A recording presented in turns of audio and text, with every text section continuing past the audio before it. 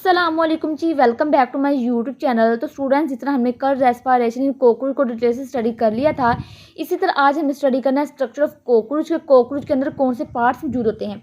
अच्छा जी स्टूडेंट्स, ये हमारे पास है कॉकरोच का स्ट्रक्चर, जिसके अंदर आपको तीन मेन चीज़ें नजर आती है। सबसे पहले इनका होता है हेड, जिसको हम कहते हैं सर।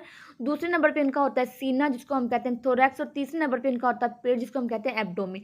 यहाँ तक हमारी बात क्लियर होगी। आगे हमारे पास कॉकरोच के साइड्स पे ओपनिंग्स, मतलब कि ऐसे होल्स जो कि इनके अंदर सांस को बाहर और अंदर ले जाने में हेल्प करते हैं। इन होल्स या इन ओपनिंग्स को हम स्पाइरकल्स कहते हैं। तो ये मैंने कल आपको रेस्पिरेशन कॉकरोच में क्लियर कर दिया था कि स्पाइरकल्स क्या होते हैं। तो आगे हमारे पास है ट्रेकिया सिस्टम। तो ट्रेकिया सिस्टम यहाँ सबसे पहले क्या होता है कि हमारे पास ओपनिंग्स होती हैं जो कि बाहर की तरफ खुलती हैं, ठीक है। और इन ओपनिंग्स को हम स्पाइरकल्स कहते हैं।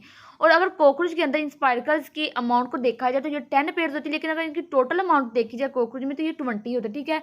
तो ये आपको एमसीक्यूज आता है। अच्छा स्टूडेंट्स, आगे क्या होता है कि जो हमारे पास ये स्पाइरकल्स होते हैं, ये आगे जाके क्या होता है कि एयर ट्यूब्यूल्स में चेंज हो जाते हैं, और इन एयर ट्यूब्यूल्स को हम ट्रेकिया कहते हैं। और ये जो ट्रेकिया है ये काइटन से मिलकर बना होता है। आगे क्या होता है, जो ट्रेकिया है ये आगे डिवाइड होते हैं और फिर सब डिवाइड होकर हमारे पास ट्रेक्यूल्स बना देते हैं। इन ट्रेक्यूल्स की अगर एंड्स की बात की जाए तो इन ट्रेक्यूल्स के जो एंड्स हैं वो आगे से बंद होते हैं, और उन एंड्स में क्या होता है कि वो बॉडी फ्लूइड है वो फिल होता है। यहाँ तक हमारी बात क्लियर होगी। फिर से स्टूडेंट्स, फिर क्या आता है जो O2 जिसको हम ऑक्सीजन कहते हैं वो स्पाइरकल्स में एंटर होती है। स्पाइरकल्स में एंटर होने के बाद वो ट्रेकिया में आती है। ट्रेकिया में आने के बाद वो ट्रेक्यूल्स में आ जाती है, और ट्रेक्यूल्स से आने के बाद वो बॉडी सेल्स में आ जाती है, ठीक है। फिर बॉडी सेल्स में क्या होता है कि जो CO2 है वो बॉडी सेल्स से निकल कर ट्रेक्यूल्स में आती है। ट्रेक्यूल्स से निकलने के बाद ट्रेकिया में, ट्रेकिया से निकलने के बाद स्पाइरकल्स में, और स्पाइरकल्स से वो फिर बाहर मूव हो जाती है, ठीक है। तो स्टूडेंट्स, सामने इस चीज़ को याद रखना है कि जो O2 है वो बाहर से आती है और स्पाइरकल्स में एंटर होती है। स्पाइरकल्स से फिर वो ट्रेकिया में, ट्रेकिया से ट्रेक्यूल्स में, और ट्रेक्यूल से बॉडी सेल्स में आ जाती है।